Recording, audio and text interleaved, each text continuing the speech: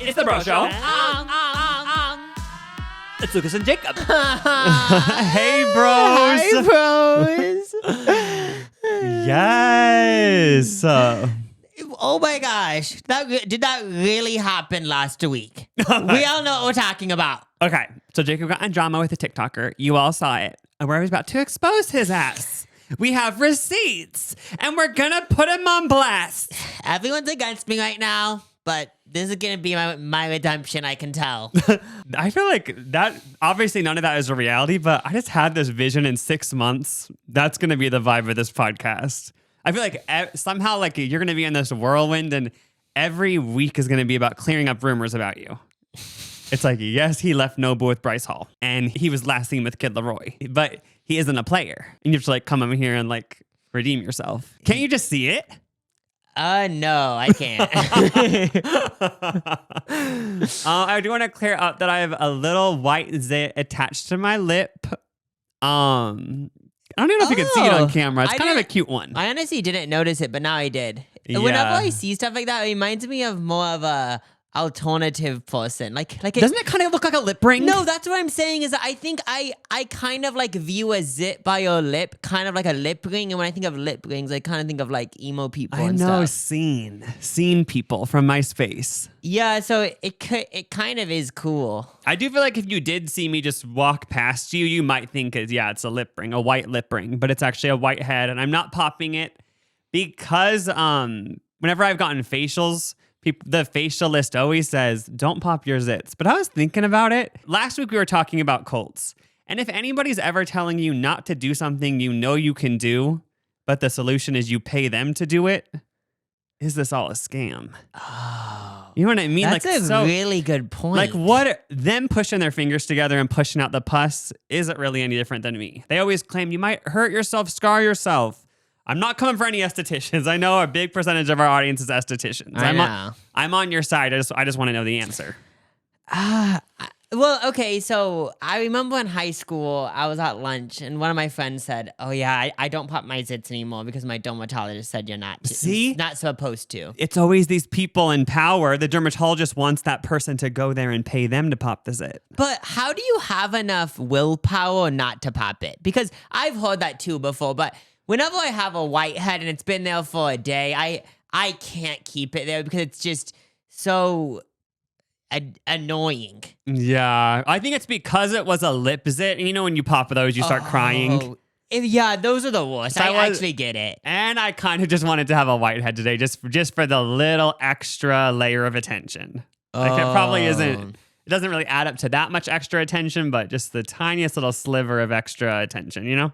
Yeah, if you're walking around with a lip zit, people do treat you with a little bit more respect. I could kind of see that because it's like, oh, you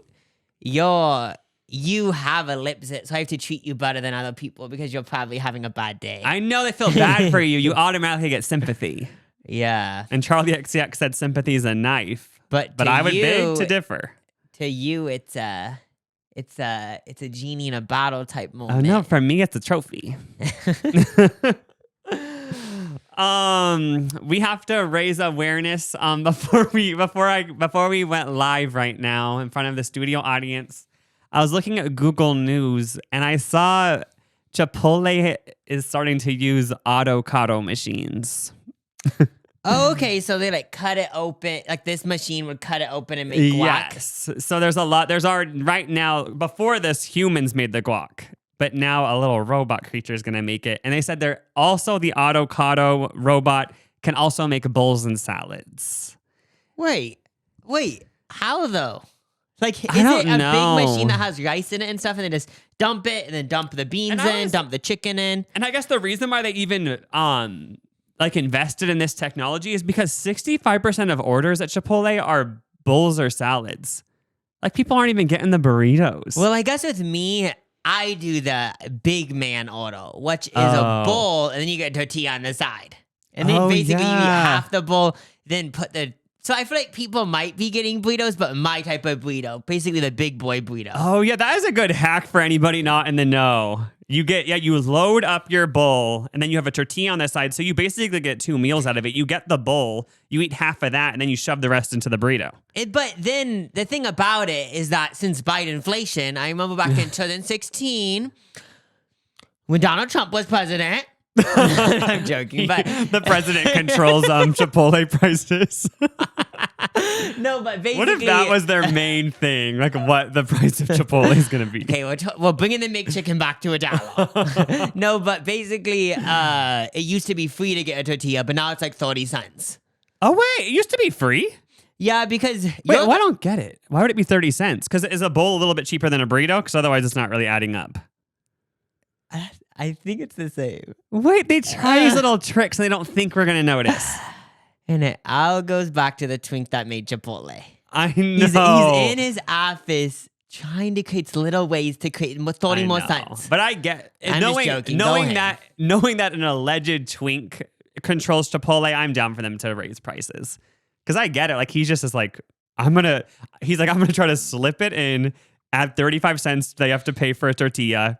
And if all these little hoes do it, it's going to add up to $1 billion in my pockets. It's him against the world. And then he's like, then I could bring all my friends from Fire Island to Mykonos for another 50 years. And I know, so I'm on his side. He's still an alleged twink. We've tried to research his sexuality. I don't even know why we're so invested in the Chipotle founder's sexuality, but please just don't speculate. I know, honestly. Like you guys, that's not nice. I've already said this before, but when I say twink, I'm not even referring to sexuality. It's his sexual aura. orientation. I'm just referring to people's auras. Like same like if someone said, "Oh, Jacob, like you just give such like masculine lesbian vibes." Like it's not saying that I'm now a transgender female. It's more just the vibe of you just are that, and you can say you're not it. And even if you aren't like a woman, you just are. Like I just one of those things where it just is deeper than like all this stuff. Yeah, I get you. It's but I actually just really realized deep. I feel like twink is so widely used. What is the lesbian equivalent? I know there's like lipstick lesbians. Did I say lip stink? Yeah, for a second I thought you were saying it slow, and I was like, I never heard this slow before, but oh no, lipstick lesbians are like the femme ones, I'm pretty sure. I don't know if that's from the 90s, but I remember hearing that on like Sex and the City or something way back in the day. Okay. Yeah, I don't really know what the equivalent would be. Lesbians, you know what to do. Type in the comments and let us know. but back to the Chipotle thing. Yeah. So I guess people are mad because they're like, well, like you have to pay these employees, you know? And you're going to get rid of all the employees and replace them with robots. But the little way that they're trying to spin it is saying, you guys, like, we're still going to have humans work there, obviously. But these machines are going to give them more time to, like, connect with the customers. Wait, like, girl. Whenever I'm at Chipotle, like, the most they've said to me is, like, are you getting a bowl, a burrito, or a salad? And then and then they say, what type of meat, what type of bean? And then then they say, okay, it's $10.82. And I guess the connection would be, I could see them saying, thanks for coming, come again. But yeah. And also if these little robot machines are going to make them talk to customers like to a Trader Joe's level, then I don't know if this might backfire. People don't want to be talked to like that. Yeah. I actually stopped going to Trader Joe's because of that. I know it's like a meme. Oh my God, Trader Joe's workers talk to you so much, but I actually was just like, it's not worth it. And then it turns into a thing where when the employees are in that in that type of headspace, all the customers get into that headspace. And I've noticed at Trader Joe's before that the people there are willing to go up to you more and just say like, oh, have you tried this chicken? It's really good. No, it's just such a social environment. And it turns into a thing where it's like, oh, all this sympathy it just turns into this big thing. I know, it is traumatic. Like you go into Trader Joe's and you're being like verbally attacked. Like it's a veil of, oh, we're being so nice, but it's like, just leave me alone. I feel like this meme would get 1 million likes. It shows you leaving Trader Joe's, and then this is the text. Leaving Trader Joe's be like, and then it's you leaving. It's okay, I'm okay. It's okay, I'm okay. And basically it's you. And then it's you being like, oh, like okay. Even though I went through all that socialization, I'm still okay. It's okay. I know, it's just sad because it's not even just the customers who are uncomfortable. Like when I went to Trader Joe's last time, I swear even the employees uncomfortable with it. It's like, We don't have to do this game. We don't have to have this fake conversation. Where is the self-checkout? Now I'm back to like, we need the robots. You know there's some rude people though that have the Trader Joe's employees started talking to them and they said, "Stop. I'm done with this little fake thing that you're doing. You want to do it for your boss, but don't try it on me." Also, that's so funny thinking of the Trader Joe's employees because you know they ask the same question to everyone and they don't even listen to the answer. So like even the fact that we feel like we have pressure to come up with an answer, like their mind is not even there. Like I feel like they aren't paying attention at all. Because you know what I mean? If you did that to so many people in a row, it'd be like, I honestly don't give a single shit how your day is, but I have to ask you. I have to ask you what you're doing after this.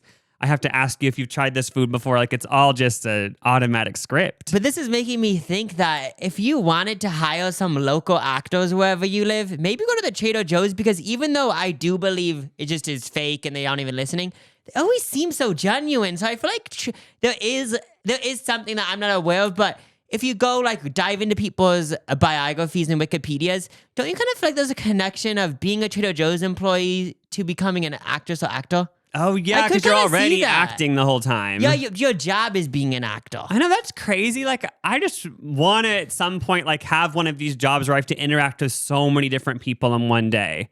Like for example, we went to a Rainforest cafe recently. I am wearing a Rainforest cafe shirt right now. But anyway, we went recently and the waiters are so over the top there because first of all, it's so loud in there and she was like screaming. Like she had to scream because she probably is low-key gone deaf because the environment's so loud, you know? Yeah. But I was just thinking like it'd just be cool having one of those jobs where you have to be screaming at strangers all day and like so excited. Like I feel like it would grow you as a person. Yeah, and then I wonder if that kind of goes into your actual life or like when you're at like the grocery store, like you're kind of like screaming at people being like, "Oh, what are you doing for dinner?" Oh, yeah. And then you come. I wonder, if you did work at Rainforest Cafe and you went home, like, would you be screaming at your family and they would have to, like, calm you down? Oh, yeah. But, like, maybe it just is who they become, you know? But it's not screaming in an angry way. It's more screaming because they have so much, like, energy. Oh, yeah. Or I could see you go home after the shift at the Rainforest Cafe and you are just, like, so low. Like, it's the biggest high. You're in there. The elephants are screaming. The animatronic tigers are growling. And then the second you leave, it's just the calm after the storm, and it's like a low. Oh, it's kind of like how people say, like, when you watch these celebrity documentaries, they're like, I have to stay up for like 6 hours after the concert because you have so much adrenaline. But like, it lasts for like 15 minutes, and then it's like, oh yeah, wait, how come I feel like it's not that deep? How come current musicians and like celebrities don't ever talk about that? I swear when I was younger, that was always the go-to when they did an interview of saying like, you guys, you don't know how lonely the hotel room is after. And it's just, but maybe I feel now like we've heard it too many times. Yeah, I feel like maybe also the current people, like they can FaceTime people. They have their friends on tour with them. Whereas maybe back then, like it was literally just, they performed and they like kind of just had them on a leash and threw them in a hotel room, shut the door. Wasn't that probably the vibe in the 90s? I could see a word back in the 90s, like Michael Jackson, the biggest pop star ever. Couldn't you see even him? They were like, we're booking you in a Motel 6. I know. And it's like, we want to save money, and most of the money's going to the managers and stuff. And they're like, for the next 4 years, you're on tour. And you're in a Motel 6 every night. Yeah, and then he says, oh, I don't want to. It's like, you signed the contract. If you don't do it, you're going to prison. And so is your whole family. So like then he's forced to. I feel like that is your whole family. I feel like that's how it used to be. Like, thank God it's not like that anymore for these musicians. Because I actually read Steve Martin's book. He was a stand-up comedian, but he said when he did Vegas, like he had a Vegas residency doing stand-up every single night. And he said it was the most lonely thing ever. It was so depressing.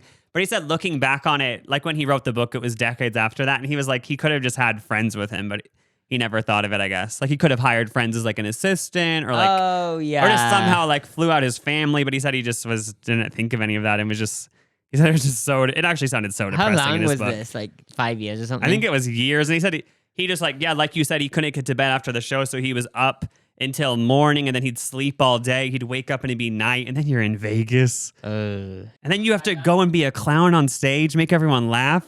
I feel like I would just become a clown to the point of like, it's kind of scary. I know. I get it. Because even something about Vegas must do it to people. Because even Elvis, wouldn't he do his show, order so much room service? He would like, and then he would like eat like so many hamburgers. And then he ended up dying like while eating and like shitting on a toilet, right? It's just what happens, I feel like, if you go on tour too long. Something like that, yeah. R.I.P. With the Michael Jackson thing, I'm pretty sure I remember watching like a conspiracy about that because I was just bringing up the Michael Jackson thing as a joke, but I remember hearing conspiracy theories about like what we were just joking about, saying like they actually walk these people to death. There's conspiracy theories about it. I don't know how much it's proven. I remember even Amy Schumer, like she said, she joked like 5 years ago, like she had this really rough pregnancy and she was like, I still have to do the rest of this tour because like otherwise I'll get sued, you know? And she was like, yeah, like there's literally no way out and I wish someone would help me. But everyone just thought she was joking. But anyway. Okay, but with back to the avocado thing. No. Is it actually going to make them hire less employees or is it more just like... So they're only rolling this out in a few California locations. But the whole conspiracy was California fast food workers, I think they get paid the most out of the whole country. So like it's like, why are they rolling it out there first? Oh. Makes you think. I kind of think... I think Tate McRae needs to say something about this. We're waiting for her to Instagram story about it. The Tate-inators. But speaking of... I can imagine you go because you were literally just listening to a song. Yeah, we listened to her song to pump us up for the podcast. I'm okay. Is that what it's called? I'm okay. It's okay. But speaking of how hard celebrities have it, it actually hit me this week on how does Taylor Swift do it? Because I was watching the VMAs and they show her every second.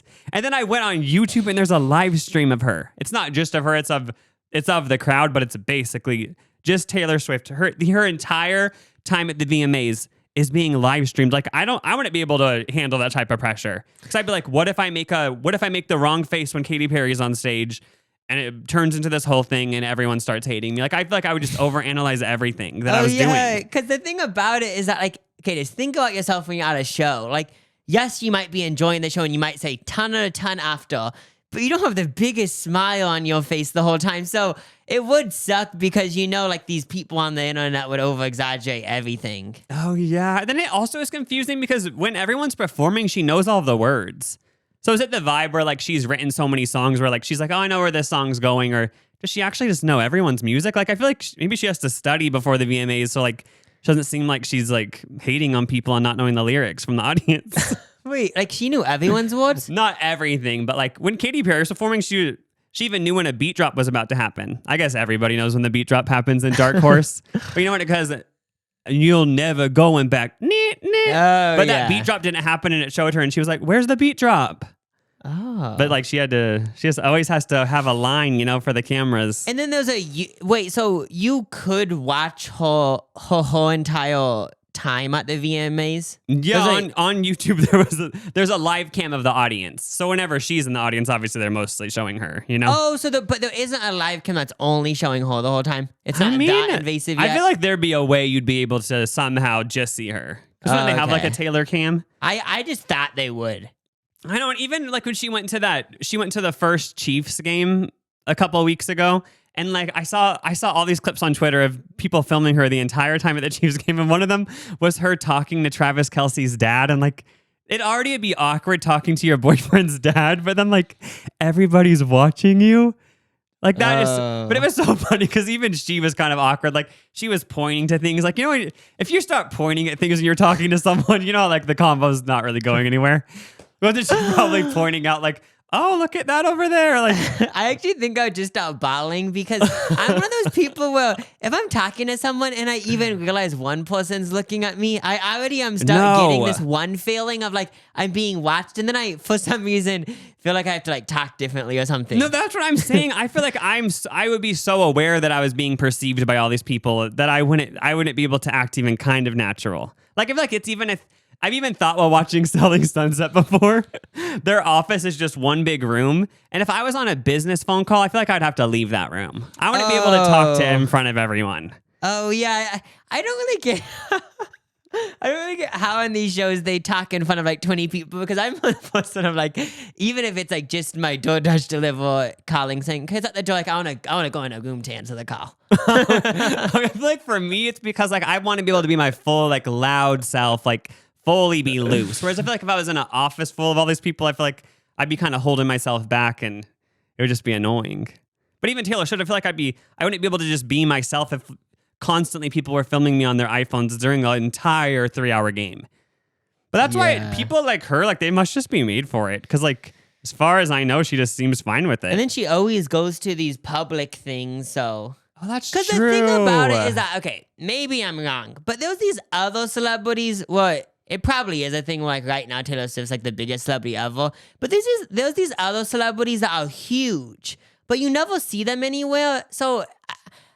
Like, what I'm trying to say is that it could be a thing where, like, she does kind of like it. Just because I'm just thinking about these other celebrities that are almost just as big, and you honestly never even hear about them, really. Oh, that's for sure true. Like, if anybody else was dating Travis Kelce or someone else in the NFL, like, they might sit in the back of the box or maybe just be somewhere where somehow nobody can see them, but she's literally front, middle in the box. So I think she is just the vibe of like, I'm just going to fully do it, you know? Oh, yeah, and then maybe it's a thing where it's like, I want to be in the front and like people are filming me the whole time, but I guess I just don't give a fuck anymore. And she just, maybe like everything is an Easter egg. Like she's kind of doing hints. Oh, but yeah. you see she's even doing hints during the Chiefs games, like doing little hand signals where if you asked the biggest Swiftie, they would have like so many different things that she did that is about her next album. Oh, yeah, like, I could see a word or, like, last year's game she was at or something, like, people would say, like, okay, if you're really a Swiftie, like, in 2036, and when it's the year 2036, people will look back at a game she went to in 2023 and be like, it's kind of weird because Taylor Swift predicted this. And then they'd show the video of her predicting it, and it would be her, like, moving her hand above her head, and then they would say, well, that's her creating a tornado, and then there was a tornado. Like, it's like people, these hardcore people would like create all these like. I know. Couldn't you picture like things? She like actually does like she's saying all that everything that's gonna happen for the rest of our lives through Easter eggs at every Chiefs game, and like no one's picked up on it yet. But they'll be like, wait, guys, like she predicted the Great Flood in Los Angeles. Wait, because what if that happened, you know? What if she is like a version of Mother Nature or something, and then like she predicts all these natural disasters? I know. What if she is just Jesus, but she doesn't know it yet? That's how a cult starts. I feel like you meet your cult leader, and it's like I kind of could see them being Jesus. Speaking of Taylor Swift, it's so funny how Donald Trump tweeted 2 days ago as we're filming this. He literally just tweeted in all caps, I hate Taylor Swift. It's so funny because these are like the drama videos that show up in my recommended. Like why I hate Katy Perry, why I hate blah, blah, blah. But he's doing it. Couldn't you see him making a drama video about her? Like, oh, yeah, I could see it. And then he has like all these points. Yeah, he's like 7 things you didn't know Taylor Swift did that are really bad. He's like ready to expose it. I feel like it's just crazy because like there hasn't ever been like a president nominee that cares this much about celebrities, it seems like. I know, but it was when I saw this, I was like, okay, but when I wrote this in the podcast topics, I was like, this isn't real. I was like, I feel like this is all a meme or something, and I didn't realize it was a joke. But I Googled it and it's actually real. Like he actually tweeted in all caps, I hate Taylor Swift. Like, what is this? So like I hate Taylor Swift. Like that just for some reason that just seems like a whole nother level, just so childish. I know, because I feel like for me, when I hear the word hate, it's kind of just like hate and like, all caps. Yeah, and then just hating like a human that like didn't really do anything. Like, why did she do that? Was that bad? Gives the vibe of like an 8-year-old like didn't get what they wanted, and they say, "I hate you." Like, you know, it just gives that vibe. Like, no one's ever told me they hate me in so long to my face. Like, can you imagine if you did something to someone and they actually were serious that I hate you? Like, it's kind of funny. You only an 8-year-old would say that. Yeah, that's true. Like, the last time someone would have said to my face, "I hate you," is probably elementary school. I know. Because when does that ever happen in real life? Unless it's a playful, like, I hate you, but like actually being like, I hate you. I'm gonna start saying that. He has a Twitter now. I don't know what like platform he posted this, but something like that. Oh, yeah, doesn't he have his own Twitter or something? We should start. I feel like the YouTube algorithm works like they can understand what we're saying sometimes. And someone commented on one of our podcasts saying, like, I love this podcast, but like 2 Trump ads showed up. So maybe it's because when you say Trump and then like the algorithm's like, let's put a Trump ad there. Oh, yeah. We're secretly, I'm taking money from his campaign. Oh. Yeah, we secretly like put the ads in ourselves for Trump. Yeah. Just kidding. I wonder what we would do if he emailed our podcast and said, like, would you guys do an ad? I feel like I might take the money because it would just be funny. I'd be like, can I still say my opinion? Well, it would just be so cool if there was a way that we could take the money. And But then still, like, give, but yeah. then somehow, like, tell the audience it's a joke, but without him suing us. Like, and then it'd be so funny. Like, let's say he actually paid us so much money. It'd be so funny spending the money in such dumb ways. It'd just be so funny. Oh, yeah. I feel like I would have to do it because that does just sound iconic. Actually, doing an ad read. You guys, get out and vote for him. Like, that would just be funny. But then it would be so funny. But then if we actually want to be like, wait, did people actually take it seriously? It's like, wait, Even the though Bro it's Show like, listeners nominated him. It was all because of our ad. I just wonder what is going to happen with this. So Taylor Swift endorsed Kamala. Then Trump said, I hate Taylor Swift. Like, is this where the battle ends? And I also saw he made an Eras shirt, but it's his face. So like, I just want to know, like, where is this going? Like, is she gonna take the bait and do another swing, or is she just gonna take the high road? I don't know how illegal it is to like copy someone's march. I don't know how that works. I think there's parody laws, right? Couldn't we make a parody of anything? That's true. On Nathan For You, he created literally like a place called Not Starbucks or something, and and then it was just. Yeah, and then he got away with it and stuff, so. Oh, yeah, technically it's legal, I think, if it's a parody. So I feel like she actually wouldn't have any. I'm just saying, I wonder if the battle, like, is she going to say something else or, like, is she just going to leave it? I feel like, this is my actual prediction. I don't think I feel like from her side, she's just going to leave it. But probably not from his side, but. Oh my gosh, I'm excited to see what happens. I'm just kidding. I just randomly thought about last week, thigh gaps. Oh, I missed those. When was that? Like 2013? Well, on Wikipedia, it said this is apparently the origin of it all, which I don't know how true Wikipedia is on the thigh gap stuff, but they said in December 2012, after the Victoria's Secret fashion show, that's when it gained so much attention because people started noticing that all the models had thigh gaps. Oh my God. It's just so weird thinking that probably 9 out of 10 people listening to this podcast right now, like, around 2012, 2013, looked at themselves in the mirror to see if they had a thigh gap. We all did it. I know. That's what's weird about it is that, okay, so I was Googling it and it's like way more deeper than I thought. I just kind of thought, when I thought about it for a second, that everyone thought it was a joke, but there actually is like, there was all these things about like, oh, people got body dysmorphia and stuff and people think it's horrible, which like that part makes sense. But I just remember being in the middle being like, do I have a thigh gap? Because I thought it was more of just a funny trend, but it actually is way deeper than that. I feel like, I'm coming from a privileged point of view. I'm not saying this to brag, but I did have a thigh gap. So for me, it was more of a fun thing. But like now I'm putting myself in the shoes. Like if I would have done that and not had a thigh gap, maybe it would have put me down a bad path, you know? Oh yeah, just picture like. But I did. I want to say once again on the record, I did and do have a thigh gap. So, but like I'm not saying that's good. I'm kidding. I actually don't know if I have a thigh gap. Should I check? See if I still have it. Yeah. Let me go real quick. Oh my gosh. gosh. We can't Facetune this. This is live. You start crying. Wait, do I? Wait. Oh, it's because I have so much muscle though. Oh, wait, shit. do I have a thigh gap? Yeah, you would have one. Oh, I do. I thought I didn't. Oh no, yeah, there's a gap between your thighs. But now it's kind of like I kind of wouldn't want to have one because I want to have big enough thigh muscles that they touch. Because you're a muscle man. Yeah, it's the evolution. Yeah, so you should do this too. I went on my YouTube account and searched through my comments to see if anyone ever said I had a thigh gap. I was just curious. You should do this too. But someone said, Jacob has a thigh gap confirmed at 3 minutes and 42 seconds on one of my videos. But I'm assuming whoever commented this is just joking because I probably joked about a thigh gap in that video. Wait, but someone did say I had a thigh gap. When was that posted? It was only like 3 years ago, so this person was just joking, but they were trying to bring it back. Yeah. Wait, what even made you think of a thigh gap? It just randomly popped into your mind.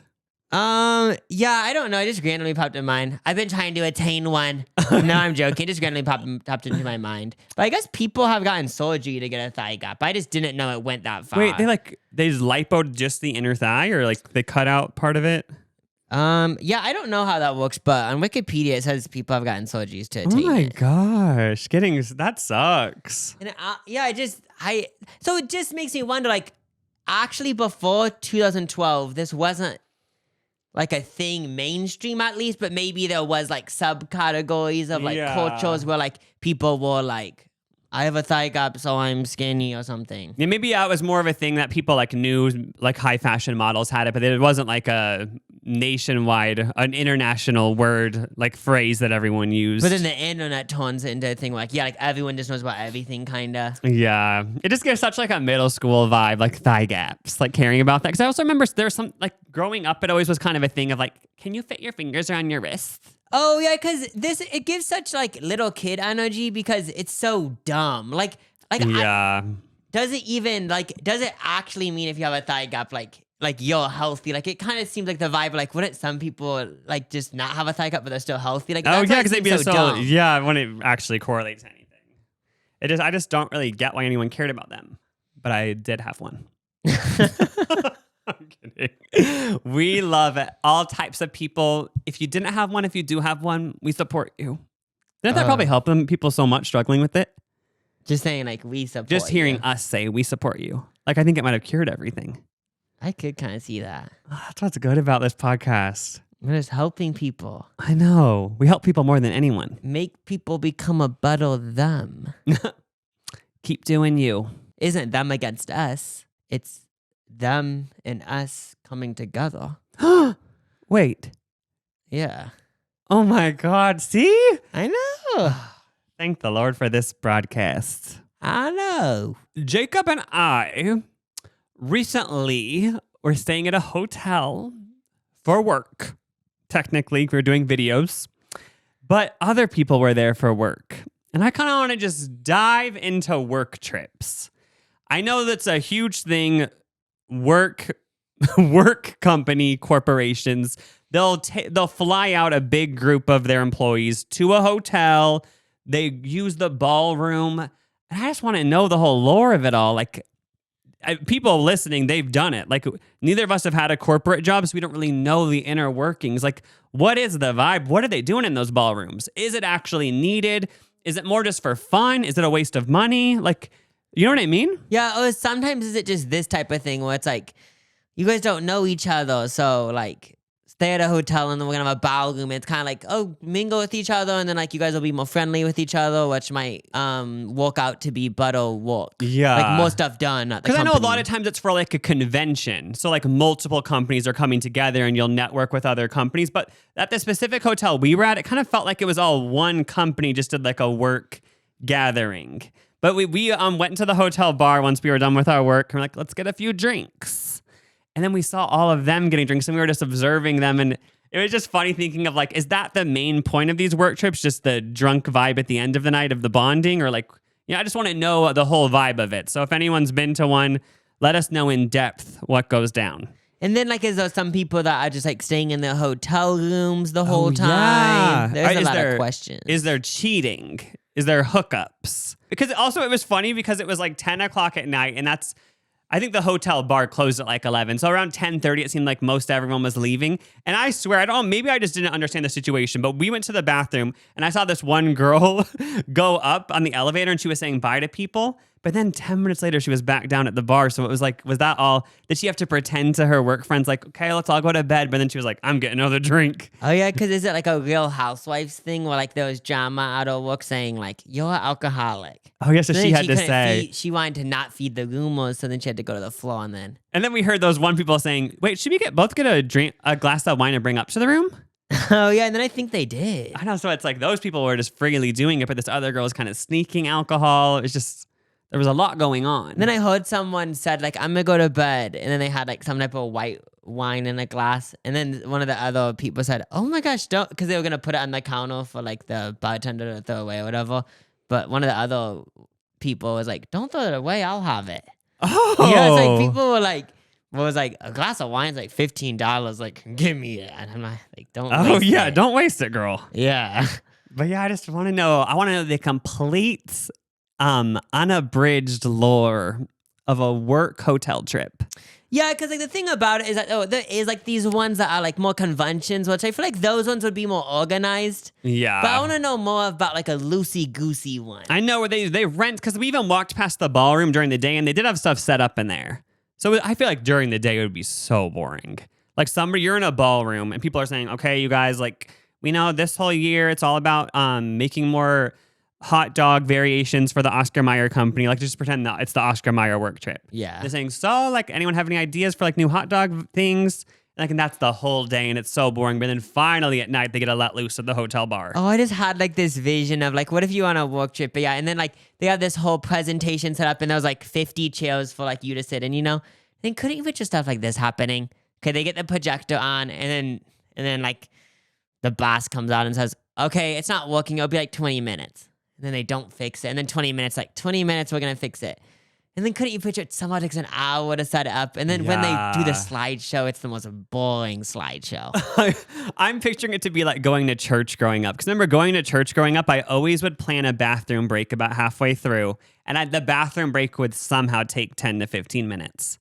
So I pictured you'd have to do stuff like that during these work presentations. You'd be like, okay, I have to go to the bathroom, and like you would milk the bathroom for all it's worth. Check every social media platform, look at yourself in the mirror for 2 minutes. Like, you would not be rushing it because you don't want to go back in that room.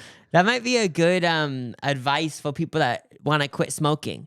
Turn your smoking break into a bathroom break. Now, if you smoke, you obviously still use the bathroom because you're still human. But basically, turn your bathroom break into what Lucas is saying, more of a vibe. So like I'm talking about, you go pee. Pull up your pants, wash your hands, but then kind of like Flappy Bird, like play that in the style for a little bit. Like, maybe do stuff like that, and it kind of makes the bathroom experience more fun. Yeah, maybe re-download Temple Run. Yeah. Like stuff like that could make it more of a vibe. Do a stretch moment. And it's kind of thing where it's like, even though I don't have to go poop, sit on the toilet. Oh yeah, you know, maybe like, something will start to formulate. Yeah, just create a whole thing where somehow going to the bathroom takes 10 minutes. I know, you can do it. I did it all the time in church. I'd walk so slow to the bathroom. And then just while you're in there, it's a good 10 minutes. And just going pee. It can take 10 minutes if you really are in the moment. That's reminding me of like, you'd say, I'm texting in the bathroom. And I remember when I was little, I used to think texting was so cool. Like, because I couldn't text, I didn't have a phone. But I remember thinking like, when I saw people like pull out that little key, you remember that one phone where you slid it and then it had a keyboard that came out? Oh, yes. Whatever phone that was, where it was like a rectangle. It was like an off-brand sidekick. Oh yeah, I feel like when you guys were using those, I was like so jealous. Like, it just looked so fun and cool. I remember being in church, like wanting so badly to go on my phone. And sometimes I would try to sneak it. You know how like church has the songbook? Yeah. So I would like put my phone in there, but then mom would get mad. But I remember always dreaming of this invention. Like, one day we'll be able to go on our phones and it'll be like invisible. Still doesn't happen. I know, that still doesn't. When is that going to come out?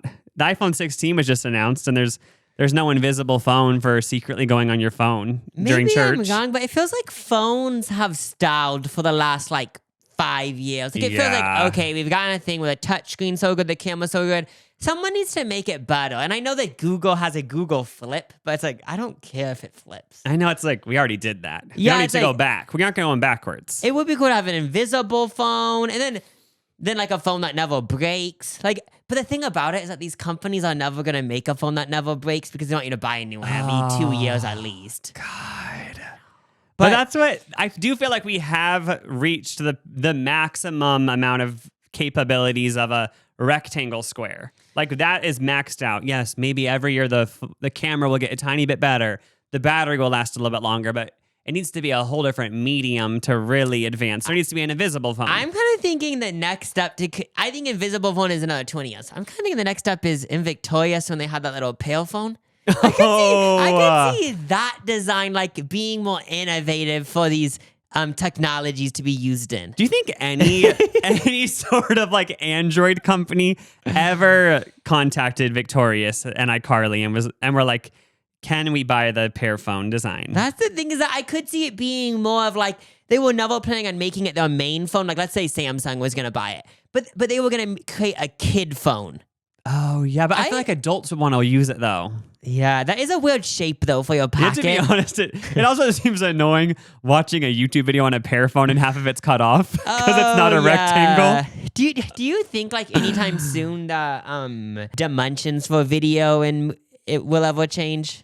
Oh, yeah, like, do you think anytime soon it will happen? That's another thing. I'm not even trying to be, oh my God, I'm so cute and stupid. I don't get why we switched from full screen to widescreen, because this is my whole thing. Yeah. Okay, full screen. You know how you immediately think, okay, making it widescreen makes you see more. But I never have understood that, because now we're at a widescreen, what if we add to the top and bottom and it goes back to full screen? You know what I mean? It's like theoretically that would be, you'd be seeing more. I don't think anyone's ever thought of that. Wait, so you're saying if they advance to another? No, this is what I was always confused by. You know, a full screen, they said, we made it widescreen so you can see more. Isn't that the reason? I actually don't know if that's why, but Okay. that's pretty much why they made it widescreen, right? Yeah, that's how I think. So then what I don't get is now when we're widescreen, why don't we add to the top and bottom and then it would just be back to full screen? Do you get it?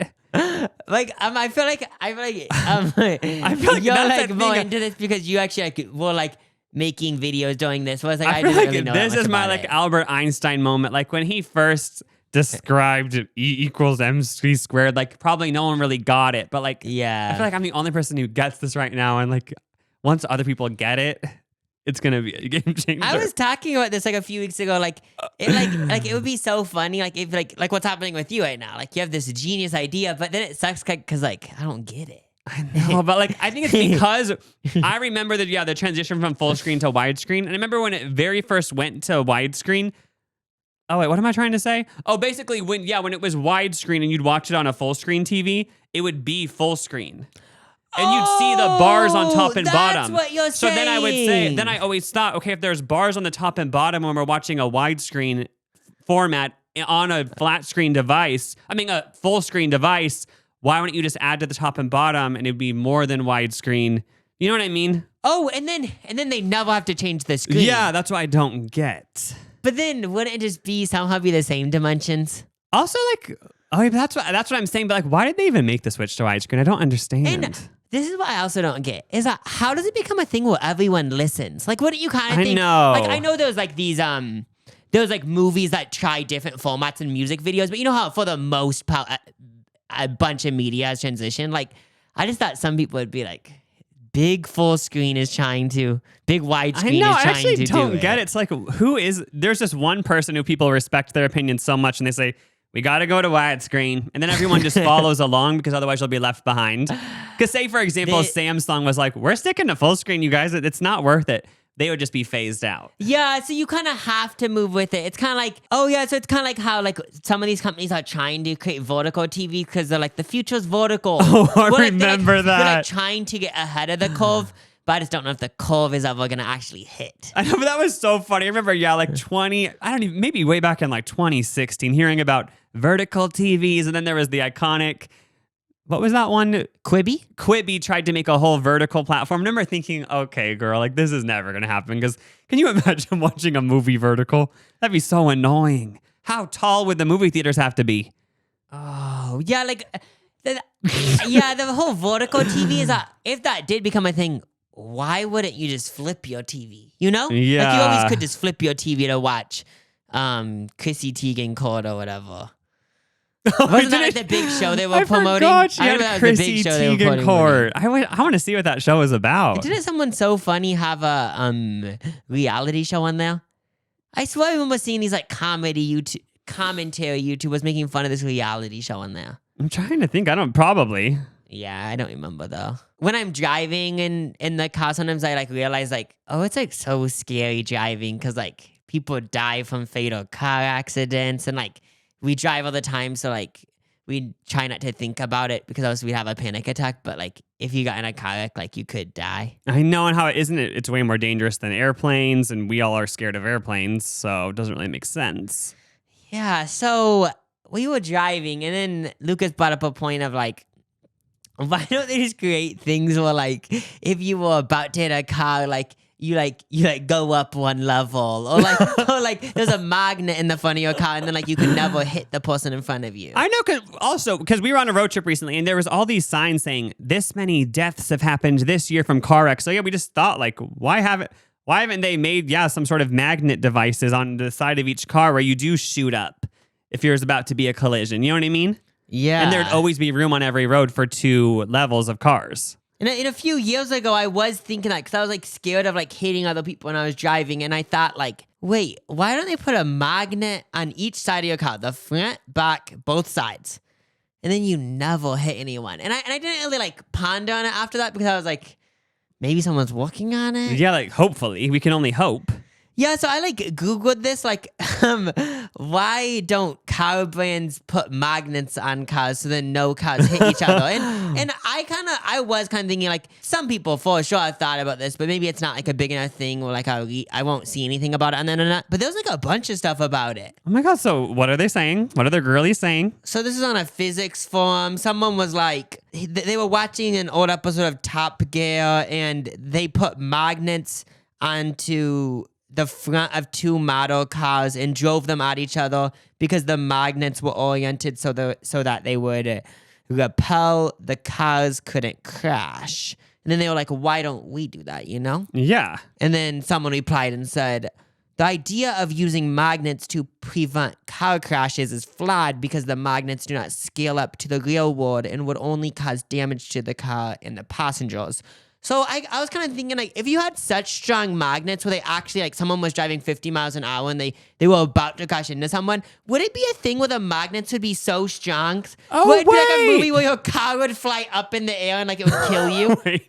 Yeah, I picture a simple fender bender would turn into your car flipping 3 times in the sky and you would literally die. If these magnets were so strong, couldn't you picture they're deadly if you get Yeah, also, I guess when you actually think about it, if these magnets are so strong you can't touch another car, would there be trouble even just being side by side with another car on the highway? Oh yeah, that's what people are saying, parking garages, and then also the classic thing of if there was this strong of magnets, it could ruin the software of the vehicle. Oh yeah, I remember hearing when I was growing up that if you put a magnet to a computer, it ruins the computer. Because remember that for some reason in computer class that was a whole day. You guys do not put a magnet near these computers. So then obviously I went home that night and tried it, and it didn't do anything. It does have to be a really strong magnet because I remember there was a day where I learned about this too. I know, because remember I was just you know what, I just have to know what it does. So I was I know I'm gonna get in so much trouble. I'm gonna, because when you're a little kid, also you think if you thought you would think if the computer breaks, the family's broke. So I was thinking, okay, if we have to buy a new computer, I know we'll be broke. But I remember I used to think that too, stuff like that. Did you think they're $1 million? But I literally put a magnet to the computer and nothing happened. So was that all just for fun? Who made this up? Oh yeah, because I kind of thought they've improved technology enough for these simple computers, it won't. Oh yeah, work maybe that was a magnet. thing when computers were first made, but then by the time either of us had computers, it was already a thing where they figured out to make it so magnets can't ruin them. Because what if you were just carrying a magnet in your pocket and then it just broke all the computers by Yeah, you? what if you had a magnet in your back from back surgery? I don't know if that's a thing, but what if?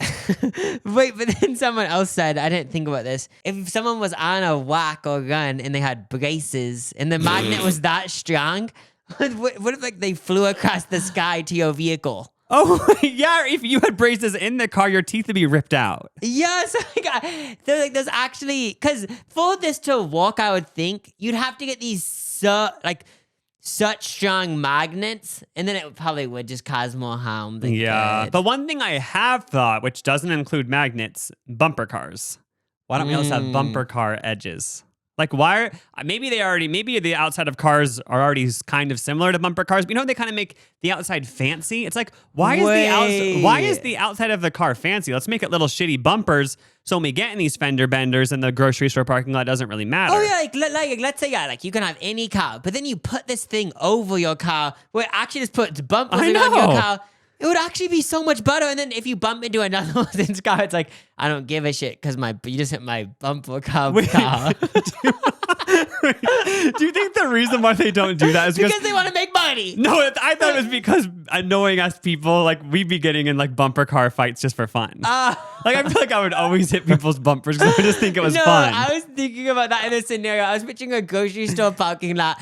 I feel if this did get introduced after 2 years, no one would give a shit. And I think it would be the vibe you're driving, you hit your head because someone bumps into you. Because even if someone does bump into you, it still would be annoing because if you're in the car, you might hit the window. Every time you get to a red light, the person behind you would smack into you because they'd be like, what? There's a bumper. It doesn't matter. But I still think that's a good idea because... yeah, something like that. Because these vehicles, if you get a dent on it, people are oh my gosh, my vehicle is so expensive, I have to get it fixed. But it's kind of like this idea.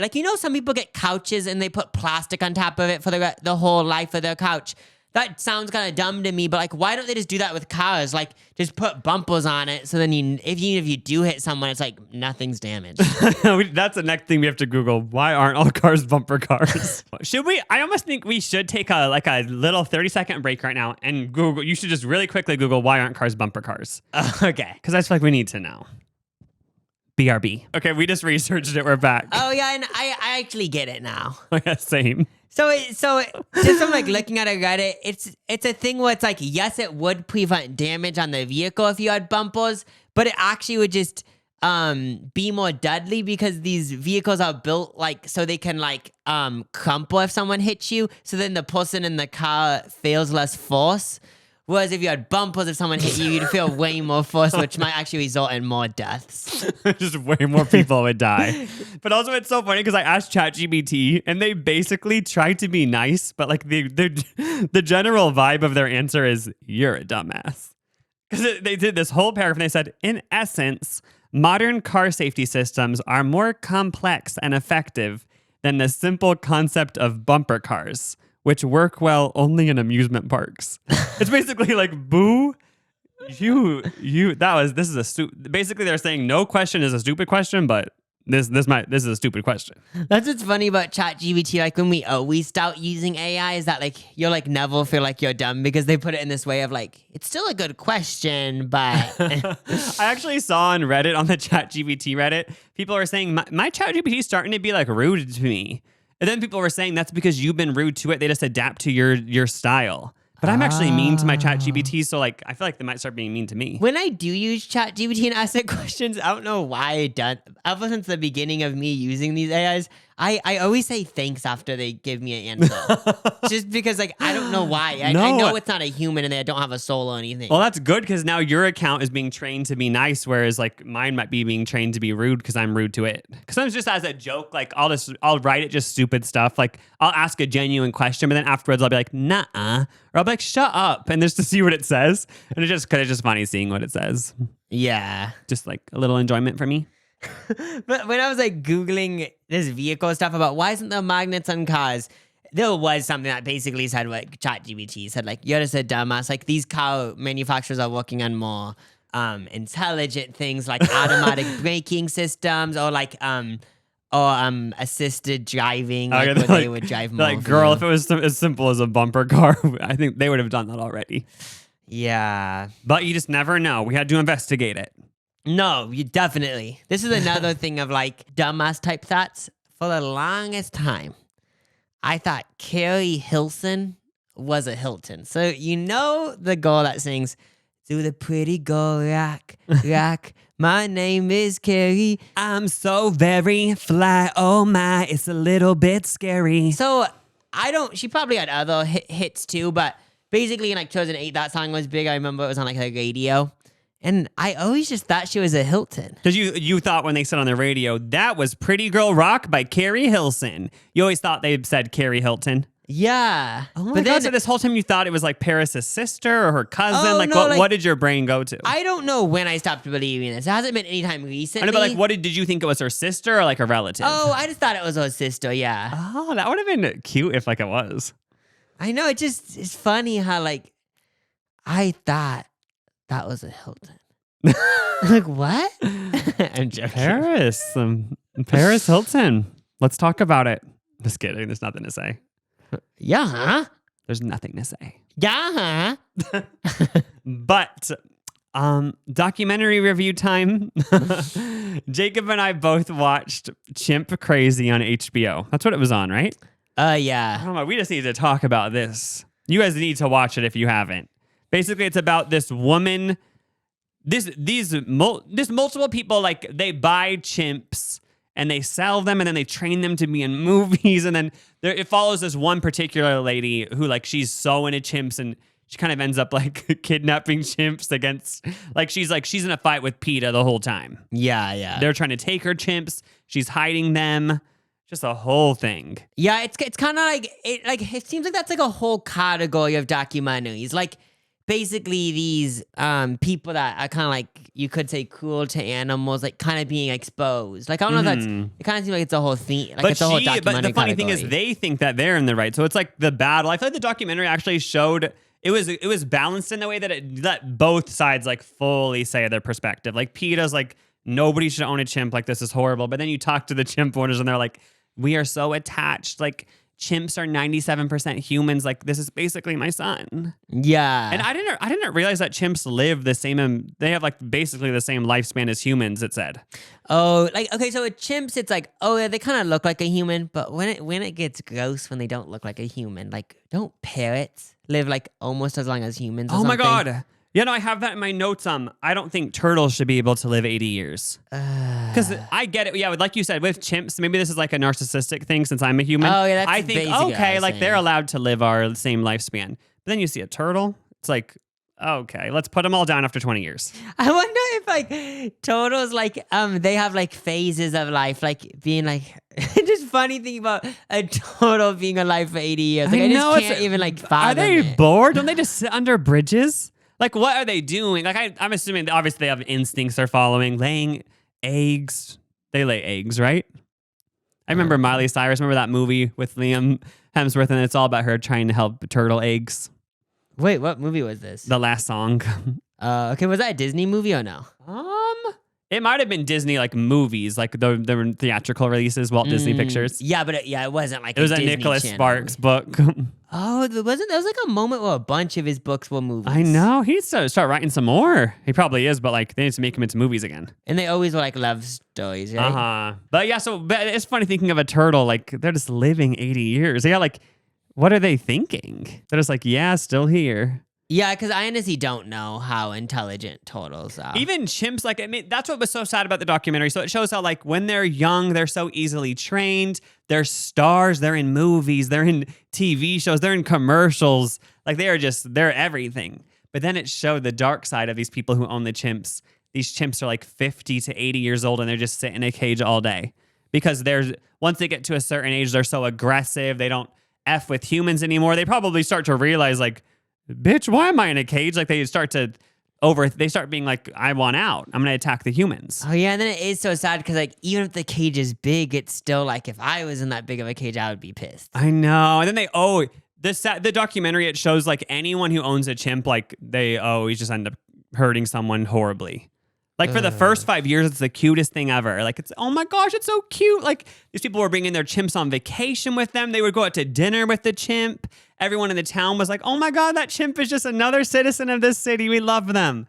They get to a certain age, kill everyone. They start killing everyone because they're wild animals and they want to fight other chimps. So they try to fight humans and they just kill them. Did they say at the end of the documentary, what are the laws now in most of the U.S. states about owning these wild animals? I think it said basically there still isn't a law prohibiting it. And I think Missouri's like the craziest state where they just it's kind of a free for all, they said, for all these exotic, rare animals in Missouri. The funniest thing was that the chimp lady, it literally showed her like feeding them McDonald's, like in some other, like, she would go to the grocery store and go to the pantry section that had like Cheez-Its and stuff, and she would say like, they love this. I know, she's feeding them Gatorade. Like, so maybe they need the electrolytes, but yeah, Happy Meals. She would go through the drive-thru and be like, can I get 5 Happy Meals? She's like, they love the McNuggets. And that funny thing is they even use sauce. Because she handed these chimps McNuggets and she's like, here's your sauce. And the chimps are like, oh my God, yes. And they rip open the sauce packet. Like, I'm sure they love the taste, but obviously, like, that isn't the best optimal diet for their health. Oh yeah, it's like with us, like, oh yeah, like McDonald's tastes so good, but yeah, it's probably not the best. But it was funny too, because the main lady, she has 2 human children, and they were like, yeah, like, to be honest, like, sometimes we do feel jealous because she blatantly will say, like, she cares more about the chimps than us. Because she says that, like, she doesn't even hide it. She says, like, I care about them more than my kids. And she says, I would literally give up my family. I'd give up my marriage for the chimps. I care more about them than anything. Which I guess you could say, oh my God, she cares about them so much. But at the same time, it's like, then why are you locking them in cages their whole life? Yeah. And then it is like sad because when like they all get taken away, it is this thing where it's like they actually have been with them like their whole life. So like they probably are sad being like, oh, like, where is she? Like, we love her. I know. So it is like this weird thing where it's like not that what she's doing like is good, but it's also like they probably like her. That's what she claims. She claims, you guys, I see photos of them at the sanctuary that PETA brought them to, and they seem lost. They're missing us, but that could just be her delusion. Because I'm assuming they might like being in an open space more, but she's saying like, you guys, like they miss being, she called them like human pansies. What'd she say? Chimp humansies. Like she had this certain phrase where she was saying these chimps have been around humans so long that they're basically humans. If they go with other chimps, they're just going to get attacked and it'll be horrible. So yeah, they're not even like, they're like a whole, she thinks like a whole other category of. Yeah, there was a time, like, because I watching movies in the 90s growing up, it seemed like the 90s was the prime era for chimps in movies. Oh, like, okay, it kind of made me think while I was watching it. I feel like there was a whole theme though for like a decade or two, or even multiple decades.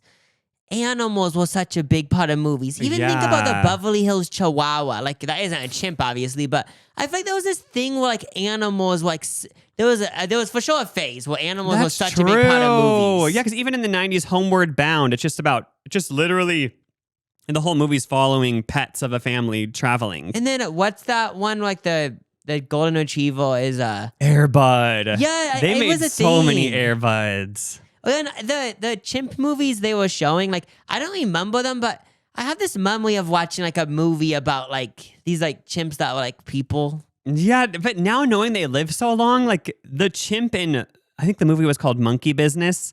It's the girl from Hocus Pocus. She's in this, the little girl from Hocus Pocus. She's a kid in this movie as well, and it's all about her like stealing a chimp from the zoo or something in her backpack and her wanting to like keep it. But it's crazy thinking that chimp is probably still alive. Oh, there needs to be a story about that. I know, we need to, because they were finding this other celebrity chimp. PETA was all focused on this other celebrity chimp and getting them rescued. I want to find out if the chimp from Monkey Business, are they saved? Are they in the sanctuary or are they in someone's basement? We need to get to the bottom of this. Just because that movie wasn't as big as this other chimp movie, we need to figure out their whereabouts. And then is it turning into a thing where PETA's like, we only want the celebrity ones? Like, will it turn out to be like in 10 years, like, they will stop caring because they got all the celebrity ones. And they're like, we don't care about the regular ones because we only want the ones that are famous. I know. Couldn't you see, for example, I contact PETA and say, you guys, like the movie Monkey Business, can you rescue that chimp? They'd go to Rotten Tomatoes and say, girl, it got a 13%. We don't give a shit. Like they only want the critically acclaimed famous chimps, like you said. Then if I had like a lion, they would be like, we don't give a fuck. But then when Kim Kardashian has a lion, it's like, we're gonna get it. It's like, we want Kim's lion. And can you picture these chimps that are the really big movie stars? Like, are they treated special at the sanctuaries? I could kind of see I know, that. they're like, they obviously get the master bedroom. I would kind of think like there'd be a thing where like the Oscars has like an animal category. I'm surprised they didn't. What do you kind of picture them to have that? Be like the best animal actor. And it's like, they might not be aware that they won the award, but like, they still won the award. You know, they should do that. Because what are some recent animals in film? Trying to think. There was the one movie, this is still pretty odd. The one with Jennifer Aniston, Marley and Me. Oh. That had a dog. Yeah. That was like... But was there anything super recent? Oh! This one actually, I didn't watch it, but Strays. Oh. Had like Will Ferrell and but like... would that all just be CGI? I don't know. What about the cat from Katy Perry's I Kissed a Girl music video? She's laying on the bed petting a cat as she's singing about kissing a girl. Where's that cat? Is it safe? You know what I mean? I'm assuming it was part of a stage family, so we need to find that cat. That's weird. Yeah. The Pomeranians from the Fred movie. Where are they? Just sad. It's just sad.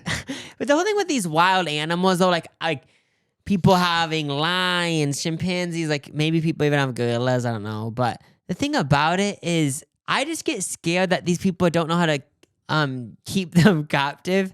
And then like I'll be on a walk one day and there's going to be a lion because someone in this neighborhood had a lion from the 90s. And they just randomly, the lion got enough strength to break the thing. And it's like a thing where it's like, where I live, there isn't supposed to be lions on the loose, but now there is because these people got them. I know, 'cause even in that docuseries that we've been talking about, one of the chimps gets loose.